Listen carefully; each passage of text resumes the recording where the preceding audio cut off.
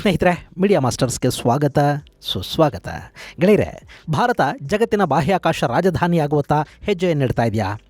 ಇಸ್ರೋದ cost cutting ಮತ್ತು ಅದರ ಅಕ್ಯುರೆಸಿಗಳು ಜಗತ್ತಿನ ನಾನಾ ದೇಶಗಳು ಭಾರತದ ಕಡೆ ಆಕರ್ಷಿತಗೊಳ್ಳೋ ಹಾಗೆ ಮಾಡ್ತಾ ಇದೆಯಾ? ಇಂಥ ಕುತೂಹಲಕ್ಕೆ ಕಾರಣ ಆಗ್ತಾ ಇರೋದು ಇತ್ತೀಚೆಗೆ ಇಸ್ರೋ ಅಮೆರಿಕಾದ ಕಂಪನಿಯ ಕಮ್ಯುನಿಕೇಷನ್ ಸ್ಯಾಟಲೈಟ್ ಒಂದನ್ನು ನಭಕ್ಕೇರಿಸಿರೋದು. ಇದು ಇಲ್ಲಿವರೆಗೆ ಇಸ್ರೋ ಬಾಹ್ಯಾಕಾಶಕ್ಕೆ ತಲುಪಿಸಿರುವ ಸ್ಯಾಟಲೈಟ್ಗಳ ಪೈಕಿ ಅತ್ಯಂತ ಭಾರದ ಉಪಗ್ರಹ ಅನ್ನಿಸ್ಕೊಳ್ತಾ ಇದೆ. ಮುಂದಿನ ದಿನಗಳಲ್ಲಿ ಮನುಷ್ಯನ ಸಂವಹನಕ್ಕೆ ನಾವು ಮಾಡುವ ಆಡಿಯೋ ಹಾಗೂ ವಿಡಿಯೋ ಕಾಲ್ಗಳಿಗೆ ಈ ಉಪಗ್ರಹ ಸಹಕಾರಿಯಾಗುತ್ತೆ. ಹಾಗಾದರೆ ಇಸ್ರೋ ಇಲ್ಲಿ ನಿರ್ಮಿಸಿರುವ ದಾಖಲೆ ಏನು? ಅಮೆರಿಕಾದ ಕಂಪನಿ ಭಾರತದ ಇಸ್ರೋ ಸಹಾಯವನ್ನು ಇಲ್ಲಿ ಅಪೇಕ್ಷೆ ಮಾಡಿದ್ದು ಯಾಕೆ? ಇಷ್ಟೊಂದು ಭಾರಿ ಗಾತ್ರದ ಸ್ಯಾಟಲೈಟನ್ನು ಹೊತ್ತೊಯ್ದ ಇಸ್ರೋ ನಿರ್ಮಿತ ಬಾಹುಬಲಿ ಯಾರು ಅನ್ನೋದರ ಬಗ್ಗೆ ಒಂದಷ್ಟು ಮಾಹಿತಿಯನ್ನು ನಾವಿಲ್ಲಿ ನೋಡೋಣ.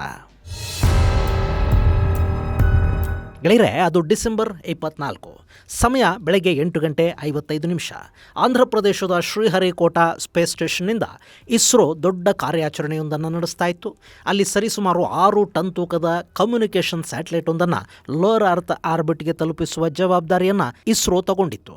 ಅಲ್ಲಿ ಎಲ್ಲವೂ ನಿಗದಿತ ಸಮಯಕ್ಕೆ ಸರಿಯಾಗಿ ಆಗ್ತಾ ಇತ್ತು. ಆದರೂ ಇಸ್ರೋ ಕೇಂದ್ರದಲ್ಲಿ ಸಣ್ಣದೊಂದು ಆತಂಕ, ಉದ್ವೇಗ. ಅಮೆರಿಕ ಕಂಪನಿಯ ಸ್ಯಾಟಲೈಟ್ ಅದು, ಅದನ್ನು ನಭಕ್ಕೆ ಸೇರಿಸಿದ್ದೇ ಆದರೆ ಇಸ್ರೋದ ಪ್ರಖ್ಯಾತಿ ಹೆಚ್ಚಾಗುತ್ತೆ. ಆ ಕೆಲಸದಲ್ಲಿ ಸ್ವಲ್ಪ ಎಡವಟ್ಟಾದರೂ ಇಸ್ರೋ ಕಿರೀಟದ ಗರಿಯೊಂದು ನೆಲಕ್ಕೆ ಬಿದ್ದ ಹಾಗಾಗತ್ತೆ.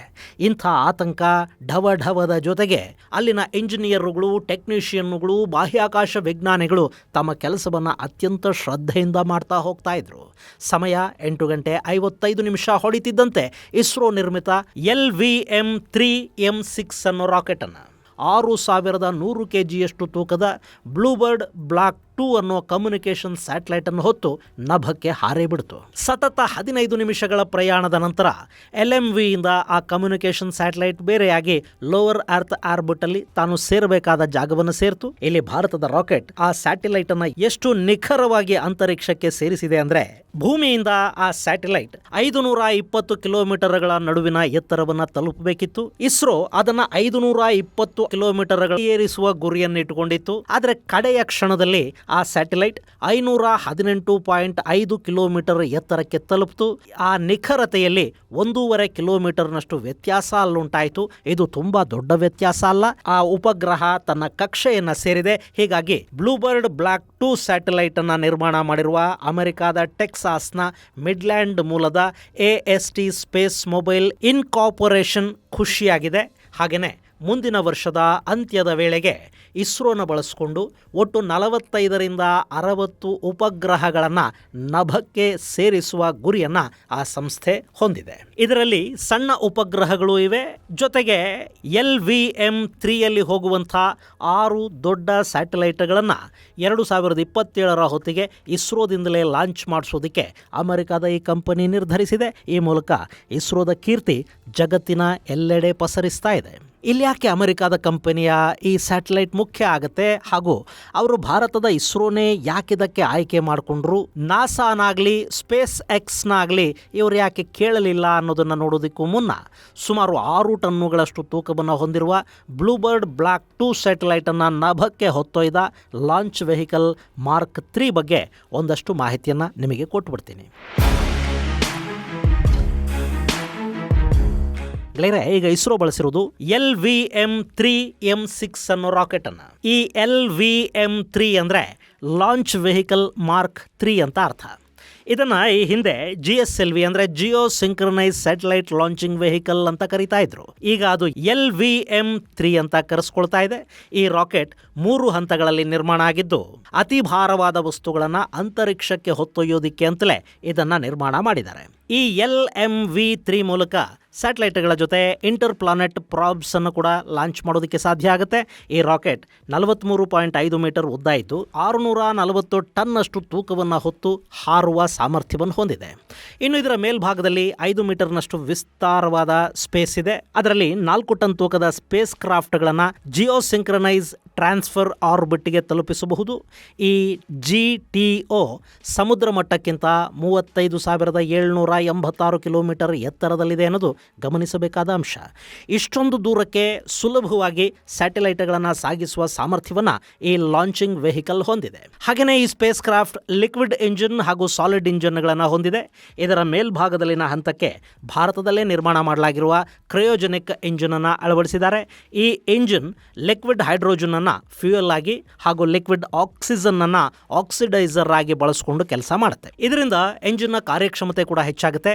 ಇದು ಇನ್ನಿತರ ರಾಕೆಟ್ಗಳಿಗಿಂತ ಹೆಚ್ಚು ಶಕ್ತಿಯನ್ನು ಉತ್ಪಾದಿಸೋದ್ರಿಂದ ರಾಕೆಟ್ಗೆ ಅಗತ್ಯವಾದ ವೇಗ ಕೂಡ ಸಿಗುತ್ತೆ. ಇನ್ನು ಈ ರಾಕೆಟ್ನ ಪ್ರತಿಯೊಂದು ಹಂತವನ್ನು ಕೂಡ ಬೇರೆ ಬೇರೆ ರೀತಿಯಲ್ಲಿ ಅಪ್ಗ್ರೇಡ್ ಮಾಡೋದಕ್ಕೆ ಸಾಧ್ಯ ಆಗುತ್ತೆ. ಈಗ ಕೂಡ ಅದನ್ನೇ ಮಾಡಲಾಗಿದೆ.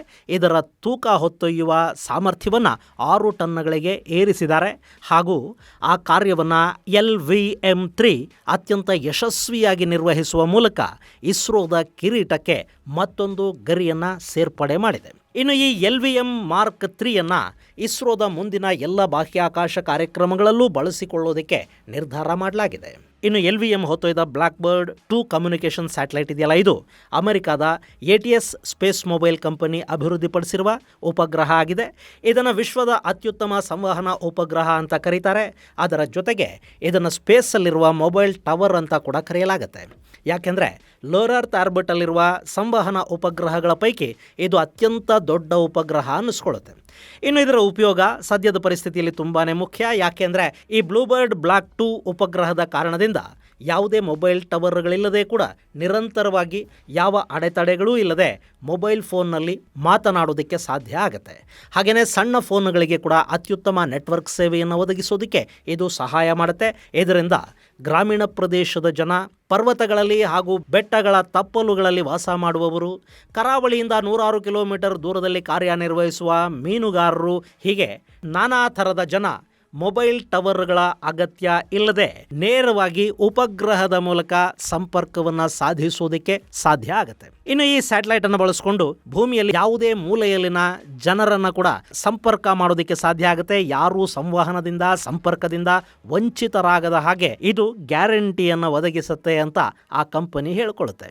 ಇಂಥ ಉಪಗ್ರಹವನ್ನು ಭಾರತದಿಂದಲೇ ಉಡಾಯಿಸೋದಕ್ಕೆ ಆ ಕಂಪನಿ ನಿರ್ಧಾರ ಮಾಡಿದ್ದು ಅವರ ನಂಬಿಕೆಯನ್ನು ಇಸ್ರೋ ಉಳಿಸ್ಕೊಂಡಿದೆ. ಈಗ ಸ್ಯಾಟಲೈಟ್ ಲೋವರ್ ಅರ್ತ್ ಆರ್ಬಿಟಲ್ಲಿದ್ದು ಇಸ್ರೋ ಹಾಗೂ ATS ಸ್ಪೇಸ್ ಮೊಬೈಲ್ ನಡುವೆ ಮತ್ತಷ್ಟು ಒಪ್ಪಂದಗಳಾಗುವ ಸಾಧ್ಯತೆ ಕೂಡ ಇಲ್ಲಿದೆ. ಗೆಳೆಯರೆ, ಇಸ್ರೋ ಜಗತ್ತಲ್ಲೇ ಅತ್ಯಂತ ಕಡಿಮೆ ಬೆಲೆಗೆ ಸ್ಯಾಟಲೈಟನ್ನು ನಭಕ್ಕೆ ಹಾರಿಸಿಕೊಡುತ್ತೆ. ಇತ್ತೀಚೆಗೆ 100ಕ್ಕೂ ಹೆಚ್ಚು ಉಪಗ್ರಹಗಳನ್ನು ಒಂದೇ ಬಾರಿಗೆ ನಭಕ್ಕೆ ಹಾರಿಸಿದ ಕೀರ್ತಿ ಇಸ್ರೋಗೆ ಸಂದಿತ್ತು.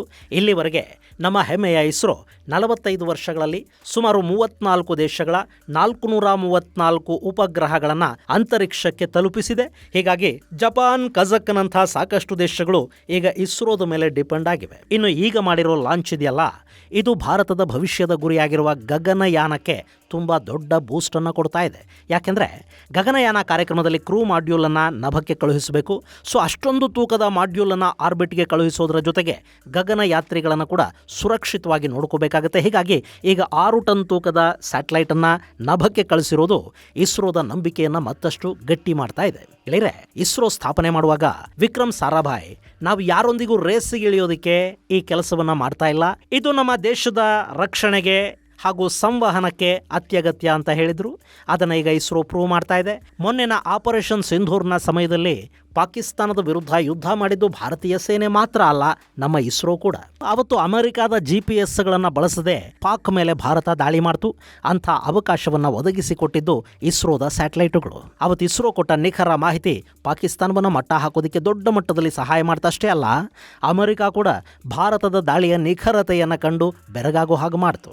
ಭಾರತ ತನ್ನ ಬಾಹ್ಯಾಕಾಶ ಕಾರ್ಯಕ್ರಮವನ್ನು ಪ್ರಾರಂಭಿಸಿದ ಆರಂಭದ ದಿನಗಳಲ್ಲಿ ತಿನ್ನೋದಿಕ್ಕೆ ಅನ್ನ ಇಲ್ಲದ ದೇಶಕ್ಕೆ ಈ ಬಾಹ್ಯಾಕಾಶ ಅನ್ನೋ ಮುಗಿಲ ಮಲ್ಲಿಗೆ ಬೇಕಾ ಅಂತ ಸಾಕಷ್ಟು ಜನ ವಿಕ್ರಮ್ ಸಾರಾಭಾಯ್ ಅವರನ್ನು ಲೇವಡಿ ಮಾಡಿದ್ದು ಉಂಟು.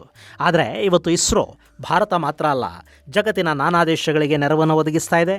ಸಾಕಷ್ಟು ದೇಶಗಳ ಬಾಹ್ಯಾಕಾಶ ಸಂಶೋಧನೆಯ ಕನಸನ್ನು ನನಸು ಮಾಡೋ ಮೂಲಕ ಅಮೆರಿಕ, ಚೈನಾ, ರಷ್ಯಾದಂಥ ದೇಶಗಳಿಗೆ ಮಾತ್ರ ಸಾಧ್ಯವಾಗ್ತಾ ಇದ್ದ ಬಾಹ್ಯಾಕಾಶವನ್ನು ಸಾಮಾನ್ಯ ದೇಶಗಳ ಅಂಗೈಗೂ ಇಳಿಸಿಕೊಟ್ಟಿದೆ. ಇದರ ಜೊತೆ ಅಮೆರಿಕಾದ ಕಂಪನಿಯೊಂದು ಭಾರತದ ಇಸ್ರೋ ರಾಕೆಟನ್ನು ಬಳಸಿ ತನ್ನ ಸ್ಯಾಟಲೈಟನ್ನು ನಭಕ್ಕೆ ಹಾರಿಸಿರೋದು ಇಸ್ರೋದ ಕೀರ್ತಿಯನ್ನು ಮತ್ತಷ್ಟು ಹೆಚ್ಚು ಮಾಡ್ತಾ ಇದೆ. ಇನ್ನು ಇಲ್ಲಿ ಅಮೆರಿಕಾದ ಕಂಪನಿ ತನ್ನ ಉಪಗ್ರಹವನ್ನು ಕಕ್ಷೆಗೆ ಸೇರಿಸೋದಕ್ಕೆ ಇಸ್ರೋನೇ ಯಾಕೆ ಆಯ್ಕೆ ಮಾಡಿಕೊಳ್ತು? ಗೆಳೆಯರೆ, ಇದಕ್ಕೆ ಕಾರಣ ಮತ್ತೇನೂ ಅಲ್ಲ, ಕಕ್ಷೆಗೆ ಉಪಗ್ರಹವನ್ನು ತಲುಪಿಸುವ ಕೆಲಸವನ್ನು ಇಸ್ರೋ ಅತ್ಯಂತ ಕಡಿಮೆ ಖರ್ಚಲ್ಲಿ ಮಾಡುತ್ತೆ ಅನ್ನೋದು. ಇದೇ ಕೆಲಸವನ್ನು ಸ್ಪೇಸ್ಎಕ್ಸ್ ಅಥವಾ ಅಮೆರಿಕಾದ ಇನ್ಯಾವುದೇ ಬಾಹ್ಯಾಕಾಶ ಸಂಸ್ಥೆಗೆ ಕೊಟ್ಟರೆ ಖರ್ಚು ಇಸ್ರೋಗಿಂತ 10 ಪಟ್ಟು ಹೆಚ್ಚಾಗುತ್ತೆ. ಹಾಗೆ ಇಸ್ರೋ ಲೋರ್ ಆರ್ಬಿಟ್ಗೆ ಸುಲಭವಾಗಿ ತಲುಪುವ ರಾಕೆಟ್ಗಳನ್ನು ಹೊಂದಿದೆ. ಇಡೀ ಜಗತ್ತಲ್ಲಿ ಇಸ್ರೋ ತುಂಬ ಕಾಸ್ಟ್ ಎಫೆಕ್ಟಿವ್ ಅನ್ನೋದರ ಜೊತೆಗೆ ನಮ್ಮ ಬಾಹ್ಯಾಕಾಶ ಅಲ್ಲಿನ ಸಿಬ್ಬಂದಿಯ ಅಗಾಧ ಅನುಭವ ಹಾಗೂ ಕಮಿಟ್ಮೆಂಟ್ ಕೂಡ ಜಾಗತಿಕ ಕಂಪನಿಗಳು ಭಾರತದತ್ತ ತಿರುಗಿ ನೋಡೋ ಹಾಗೆ ಮಾಡ್ತಾ ಇವೆ. ಇದು ಗೆಳೆಯರೆ ಇಸ್ರೋದ ಸಾಧನೆಯ ಕುರಿತಾದ ಒಂದಷ್ಟು ಮಾಹಿತಿ. ಮುಂದಿನ ಸಂಚಿಕೆಯಲ್ಲಿ ಮತ್ತಷ್ಟು ವಿಶೇಷಗಳ ಜೊತೆ ಮತ್ತೆ ಭೇಟಿಯಾಗೋಣ. ಅಲ್ಲಿವರೆಗೆ ಜೈ ಹಿಂದ್, ಜೈ ಕರ್ನಾಟಕ.